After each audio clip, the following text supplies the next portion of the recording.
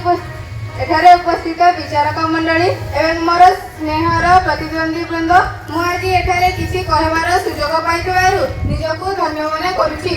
समाज में नीति धर्म और चलनीर विभेद मध्य विभिन्न पर्वपर्वाणी गुड़िक पालन कराए।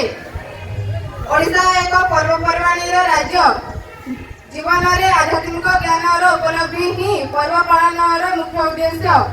ओडिशा रे विभिन्न पर्वपर्वाणी गुड़िकर मूल धर्म साधना निहित रही है। अनेक पर्व कृषि स्वास्थ्य और किंवदंती उपरे प्रतिष्ठित। ओडिशा रे रथयात्रा रज पर्व विभिन्न पर्व पालन कराए। मुसलमान मानक संप्रदाय रे इजुहा मोहरम आदि पर्व पालन कराए। ख्रीस्टियान मानकर बड़दिन एक जनाशुना उत्सव। सामाजिक भाव रीतिनीति अनुसार पर्व पालन कराए। पर्व पालन करने द्वारा आम मन में भक्तिभाव जागृत हुए। कर्मक्लिष्ट जीवन में आनंद आसी थाए। तेज मोटामोटी भाव में पर्व पालन करने द्वारा आम जीवन सरस और मधुमय होता है। सामाजिक भाव में पर्व पालन गुड़ी रीतिनीति अनुसार कराए।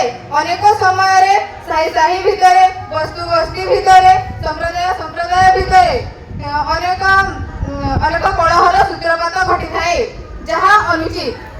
पर्वपर्वाणी पालन करने द्वारा आम मन में ज्ञानर अज्ञानता दूरीभूत होता है एवं आमर भक्तिभाव जागृत होता है।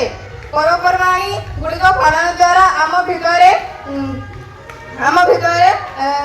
अशांति सृष्टि होई न थाए एवं आत्मीयता भाव सृष्टि होता है।